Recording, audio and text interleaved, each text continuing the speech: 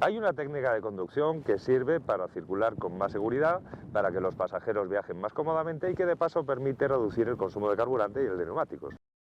Esta técnica que sirve para tantas cosas es cómo describir o trazar una curva. Nos vamos a referir a esta técnica como la trazada de la curva.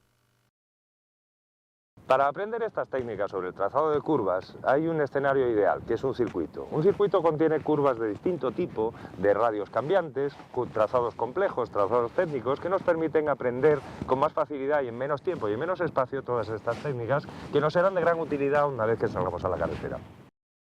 En carretera no disponemos de la anchura de un circuito, pero lo conveniente es aplicar estas técnicas, extrapolarlas de la misma manera, dentro de lo posible, dentro de la anchura de un carril convencional.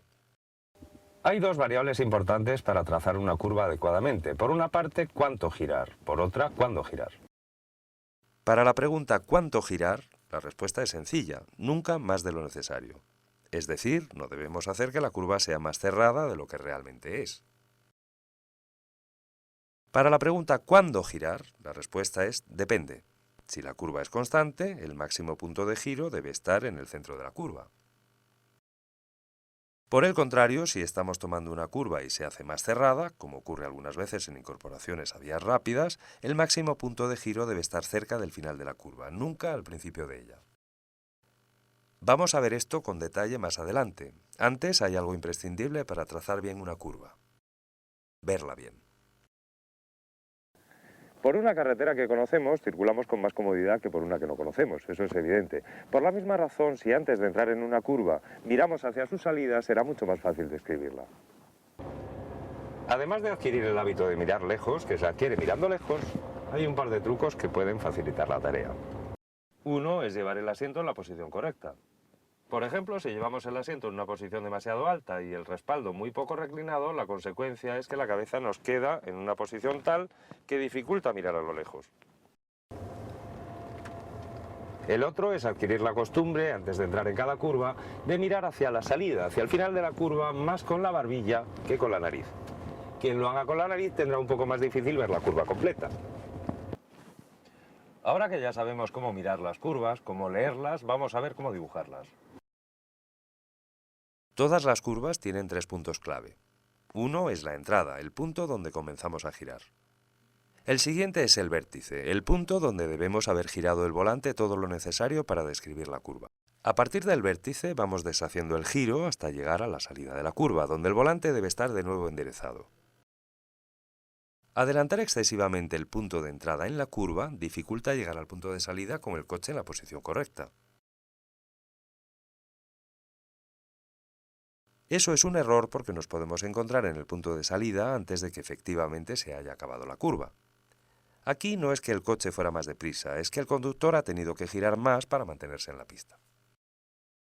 Entrar abiertos es imprescindible si la curva se cierra, o si es ciega y no podemos ver su salida. Retrasar el inicio del giro o entrar abiertos quiere decir aguantar por el exterior de la curva sin girar, aunque la curva efectivamente haya comenzado. Aquí el punto adecuado de giro está marcado con el primer cono. Entre este primer cono y el segundo, que marca el vértice de la curva, se debe alcanzar el máximo ángulo de giro del volante. Algunas veces se alcanza mucho antes del vértice y otras justo en ese punto. Finalmente hay que deshacer el giro hasta llegar a la salida de la curva. Esta es la tercera y última fase. Por el contrario, si empezamos a girar demasiado pronto, como ocurre aquí, salimos demasiado abiertos.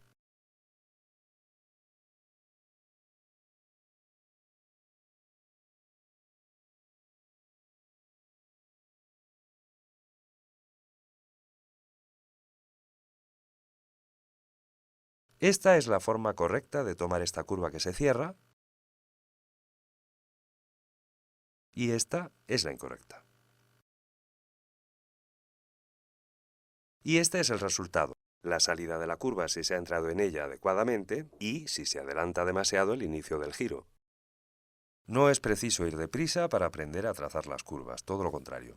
Conviene hacerlo a una velocidad que nos dé un control absoluto sobre el coche y que no haga que se nos amontone el trabajo. Es un error muy frecuente que ante una curva que se cierra, el conductor entre deprisa y por el interior, cuando lo adecuado es hacer exactamente lo contrario, hacerlo despacio y por el exterior. Si hay dos curvas seguidas o enlazadas, el objetivo es salir de la primera de ellas de la mejor forma posible para afrontar la segunda. La técnica es semejante a la que debemos emplear en una curva que se cierra, retrasar el giro. Al hacerlo así, el coche queda mejor encarado para abordar la segunda curva. Si giramos demasiado pronto en la primera curva, saldremos de ella demasiado abierto. Eso fuerza al coche a entrar demasiado cerrado en la segunda curva. Aquí el coche entra abierto en la primera curva, entra también abierto en la segunda, y por eso puede salir cerrado, que es lo más seguro en todo caso. Aquí, en cambio, entra en la primera demasiado cerrado, y eso le fuerza a entrar cerrado en la segunda, y por eso sale demasiado abierto. Cada curva es una oportunidad para aprender a trazarlas. Es decir, podemos practicar en desplazamientos normales, incluso por ciudad, porque no es necesario circular deprisa. Con el tiempo, si adquirimos esta técnica, nos daremos cuenta de que la conducción es más fluida y que los pasajeros se bambolean menos. La ayuda de un instructor puede ser muy valiosa. Como siempre, recomendamos hacer un buen curso de conducción.